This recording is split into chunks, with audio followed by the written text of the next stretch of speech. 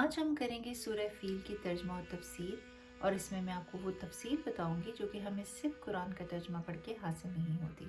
یہ ایک مکی صورت ہے اور اس میں کل 5 آیات ہیں۔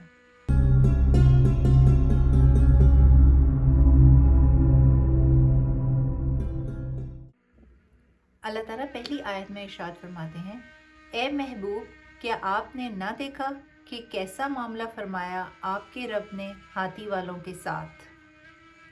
عام الفیل ہاتھیوں والا سال کہلاتا ہے، اور اس کے تقریباً 50 روز بعد نبی کریم صلی اللہ علیہ وآلہ وسلم اس دنیا میں تشریف لے کر آئے۔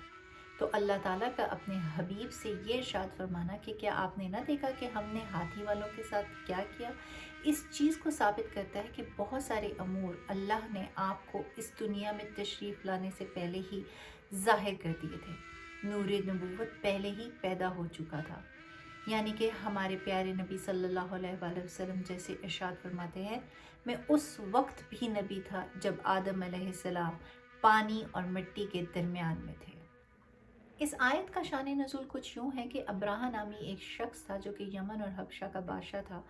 اس نے سنا نامی ایک علاقے میں اپنا عبادت خانہ تعمیر کروایا، اور اس کا مقصد یہ تھا کہ لوگ کعبہ جاتے ہیں، حج کرتے ہیں، تو وہ وہاں نہ جائیں معاذ اللہ، بلکہ میرے عبادت خانے میں آئیں اور یہاں پر آ کر طواف کریں۔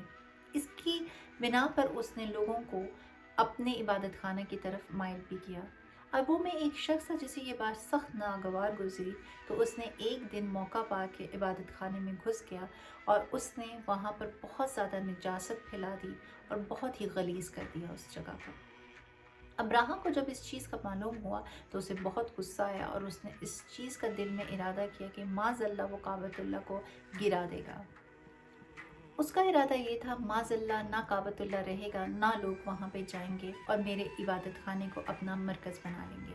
اس ارادے کے ساتھ وہ اپنی ہاتھیوں کی فوج لے کر وہاں سے نکلا۔ اس فوج میں ایک بہت بڑا ہاتھی تھا جس کا نام محمود رکھا گیا۔ جب وہ وہاں پر پہنچا تو لوگوں نے یہ منظر دیکھا اور وہ خوفزدہ ہو گئے اور وہاں سے بھاگ کھڑے ہوئے، تو اس نے بہت ساری چیزوں پر قبضہ کر لیا۔ جن چیزوں پر اس نے قبضہ کیا ان میں حضرت عبد المطلب کے 200 اونٹ بھی تھے۔ حضرت عبد المطلب کو جب اس چیز کا پتہ چلا تو وہ ابراہ سے ملنے کے لیے گئے۔ حضرت عبد المطلب کی پیشانی پہ نور مصطفیٰ صلی اللہ علیہ وآلہ وسلم آیا تھا، تو ابراہ بہت زیادہ روب اور دبدبے میں مبتلا ہو گیا۔ اس نے بہت ادب اور احترام کے ساتھ حضرت عبد المطلب کو بٹھایا اور پوچھا، آپ کس ارادے سے یہاں پر آئے ہیں؟ تو انہوں نے فرمایا کہ میں اپنے 200 اونٹ لینے کے لیے آیا ہوں۔ ابراہ نے کہا، کیا آپ کو میرا ارادہ نہیں پتا کہ میں کس لیے یہاں پہ آیا ہوں؟ تو آپ کعبۃ اللہ کی فکر نہیں کر رہے بلکہ اپنے 200 اونٹ کی فکر کر رہے ہیں؟ تو حضرت عبد المطلب نے کہا، یہ 200 اونٹ میرے ہیں، میں ان کا مالک ہوں، تو اس کی حفاظت میں کروں گا۔ وہ جس کا گھر ہے وہ اس کی حفاظت خود کرے گا۔ اس سے معلوم ہوتا ہے کہ حضرت عبد المطلب توحید کے قائل تھے، اللہ پر ان کا کامل یقین تھا۔ وہ حضرت ابراہیم علیہ السلام کے دین پر چل رہے تھے۔ جب ابراہ نے یہ سنا تو اس نے آپ کو ان کے 200 اونٹ دے دیے۔ آپ نے وہ 200 اونٹ لیے اور وہاں سے مکہ مکرمہ کعبۃ اللہ کی طرف چل پڑے۔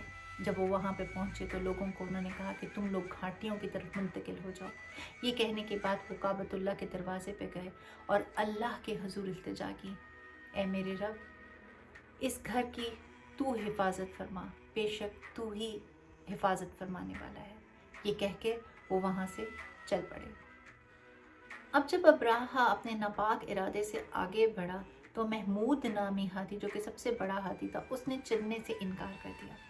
اس سے دائیں بائیں پیچھے چلاتے تو وہ دوڑنے لگ جاتا، بہت سعادت مند ہاتھی تھا، لیکن جب اسے آگے بڑھاتے تو وہ بیٹھ جاتا تھا۔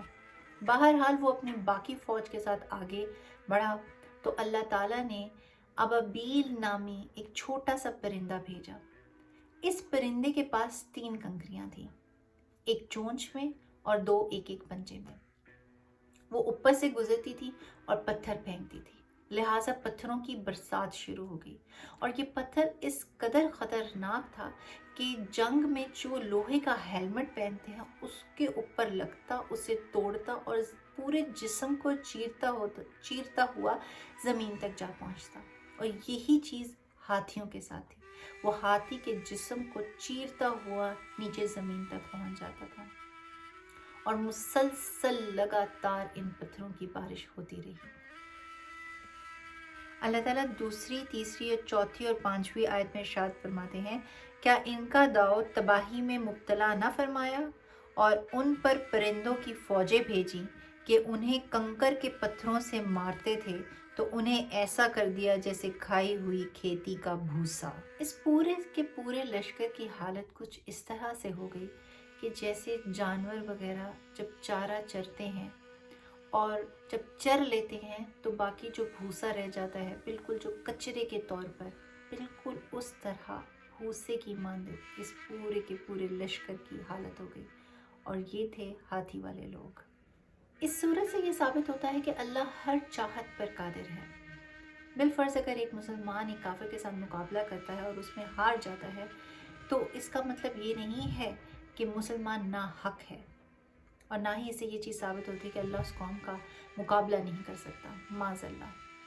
بلکہ اگر اللہ چاہے تو ایک چھوٹے سے پرندے سے پوری کی پوری قوم کو تباہ و برباد کر دے، تو اللہ تعالیٰ اگر باوجود مسلمانوں کی قسم پرسی کے بھی ان کو ظاہری طور پہ امداد مہیا نہیں کرتا تو اس میں کوئی نہ کوئی حکمت پوشیدہ ہے جس تک ہماری ذہنی رسائی ناممکن ہے۔